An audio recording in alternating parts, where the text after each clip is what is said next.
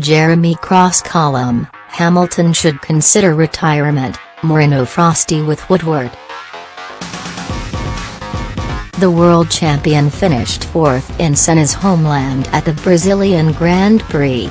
Hamilton grew up modeling himself on Senna, worshipping someone many F1 fans still regard as the greatest driver ever to get behind the wheel. Last week he met Senna's sister Vivienne, who works for the charitable institute that keeps her brother's legend going. His emotional ties to the man are immense.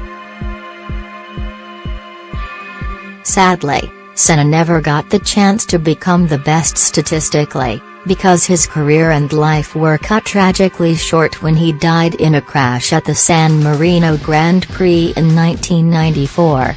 He was just 34. Michael Schumacher is the most successful driver of all time with 7 world titles, but we will never know how many more Senna might have won than the 3 he collected. Hamilton, along with rival Sebastian Vettel, is one of just 2 people on the planet currently capable of overhauling Schumacher after winning his 4th world title a little more than a fortnight ago. Lewis Hamilton has nothing left to prove.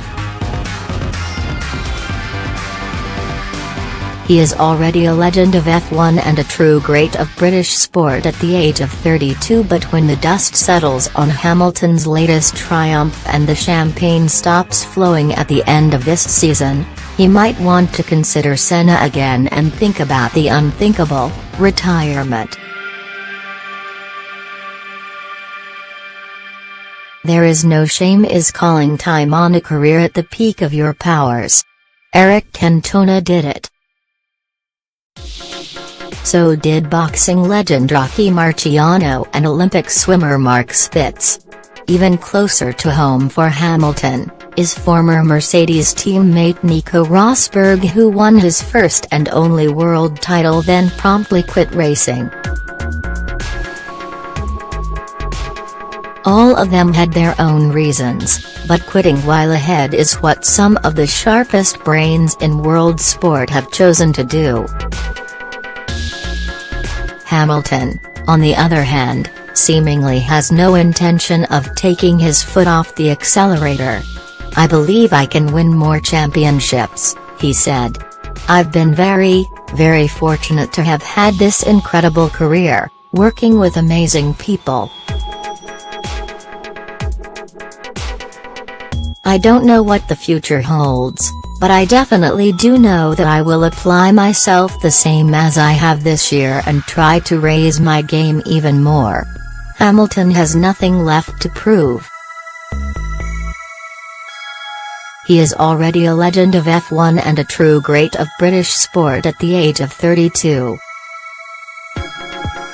He has untold wealth, and going on to achieve even more in F1 would be nothing more than him adding extra gloss and records to his unquestionable legacy. Hamilton has surpassed his hero, who won 41 races and 3 titles. Hamilton has won 62 races and is now the joint second most successful driver of all time, along with Alain Prost.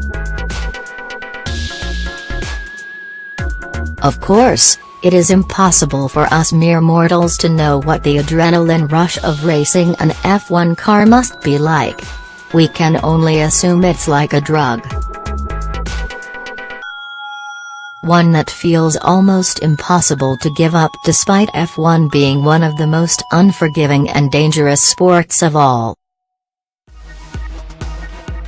But it's also impossible to see how life can get any better for someone who has scaled the motor racing mountain, and not just Machu Picchu in Peru.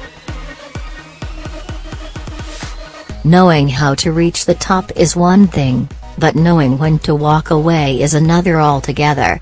Despite all his success, Hamilton has struggled to earn respect in certain quarters because he continues to divide opinion. But doing the sensible thing and putting the brakes on his career now would change all that. Eddie Jones is rugby union's equivalent of Pep Guardiola, such is his incredible attention to detail. His planning and preparation has become legendary within the England camp as he stops at nothing to achieve his holy grail of a World Cup win in Japan. But the Aussie also showed his class after finding the time to drive to the home of British lion James Haskell to explain to him why he'd been left out of his latest squad for the When Haskell was first called into an England squad a decade ago, he found out by email, and even then had to be told by a teammate to check his inbox. It's safe to say few sports have changed more than rugby union has since the advent of professionalism. Cracks are showing in the relationship between Manchester United boss Jose Mourinho and executive vice chairman Ed Woodward. These first appeared in the summer when Mourinho took exception to Woodward's reluctance to give Chelsea £40 million for Nemanja Matic.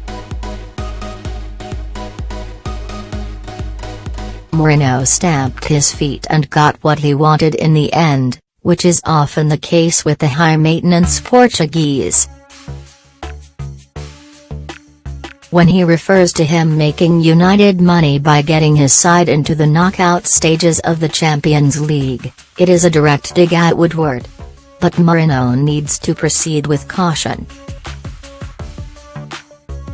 He might have won the battle over Matic, but considering Woodward is best mates with co-owner Joel Glazer, he stands no chance of winning the war.